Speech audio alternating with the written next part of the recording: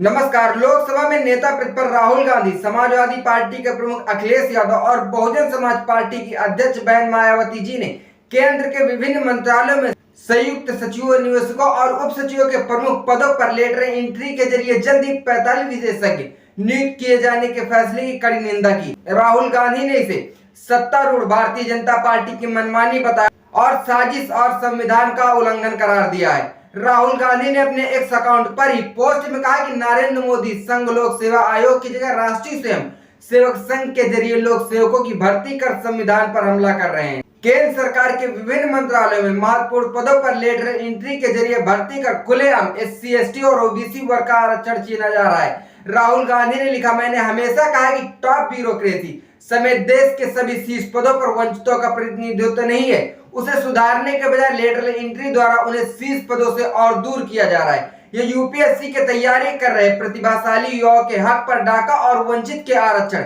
समेत सामाजिक न्याय की परिकल्पना पर चोट है।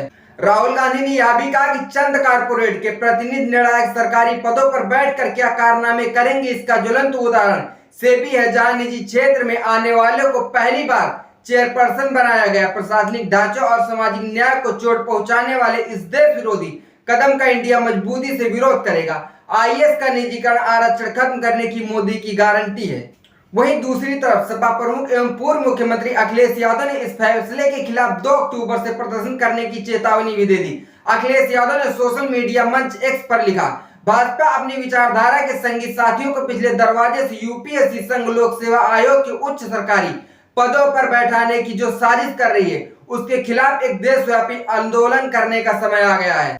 उन्होंने कहा कि यह तरीका आज के अधिकारियों के साथ युवाओं के लिए भी वर्तमान और भविष्य में उच्च पदों पर जाने का रास्ता बंद कर देगा। उन्होंने कहा कि आम लोग बाबू और चपरासी तक सीमित हो जाएंगे। दरअसल यह सारी चाल PDA, पिछड़ा, दलित और अल्पसंख्यक से आरक्षण और उनके अधिकार छीनने का है। अखिलेश यादव ने यह भी कहा कि भाजपा जान गई है कि संविधान को खत्म करने की उसकी चाल के खिलाफ देश भर का PDA जाग उठा है, तो वह ऐसे पदों पर सीधी भर्ती करके आरक्षण को दूसरे बहाने से नकारना चाहती है। उन्होंने भाजपा सरकार से यह फैसला तत्काल वापस लेने की अपील की और कहा कि देश हित में नहीं है। उन्होंने यह भी कहा कि भाजपा अपनी दलीय विचारधारा के अधिकारियों को सरकार में रखकर मनमाना काम करवाना चाहती है। उन्होंने कहा, सरकारी कृपा से अधिकारी बने ऐसे लोग कभी निष्पक्ष नहीं हो सकते। ऐसे लोगों की सत्यनिष्ठा पर हमेशा ही प्रश्न चिन्ह लगा रहेगा। देश भर के अधिकारियों और युवाओं से आग्रह है कि यदि भाजपा सरकार इसे वापस न ले तो आगामी 2 अक्टूबर से एक नया आंदोलन शुरू करने में हमारे साथ कंधे से कंधा मिलाकर खड़े हो। साथ में यह भी कहा कि सरकारी तंत्र पर कॉरपोरेट के कब्जे को हम बर्दाश्त नहीं करेंगे, क्योंकि कॉरपोरेट की अमीरों वाली पूंजीवादी सोच ज्यादा से ज्यादा लाभ कमाने की होती है। ऐसी सोच दूसरों के शोषण पर निर्भर करती है, जबकि हमारी समाजवादी सोच गरीब, किसान, मजदूर, नौकरी पेशा, अपना छोटा मोटा काम, कारोबार, दुकान करने वाले आम जनता के पोषण और कल्याण है। यह देश के विरुद्ध एक बड़ा षड्यंत्र है।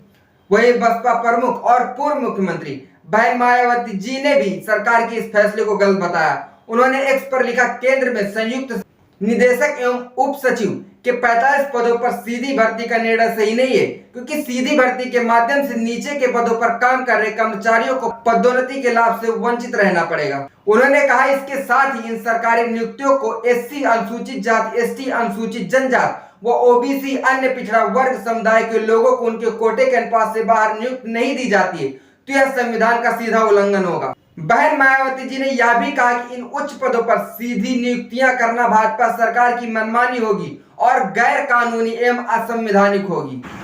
अब सभी बहुजन समाज के नेता एक साथ आ गए हैं और मिलकर आंदोलन करने का भी ऐलान कर दिया है। ऐसे में केंद्र को ये फैसला वापस लेना पड़ सकता है। इस मामले में आपकी क्या राय है, इस बात का जवाब कमेंट बॉक्स में कमेंट करके जरूर दें। देखते रहिए हालचाल। जय हिंद।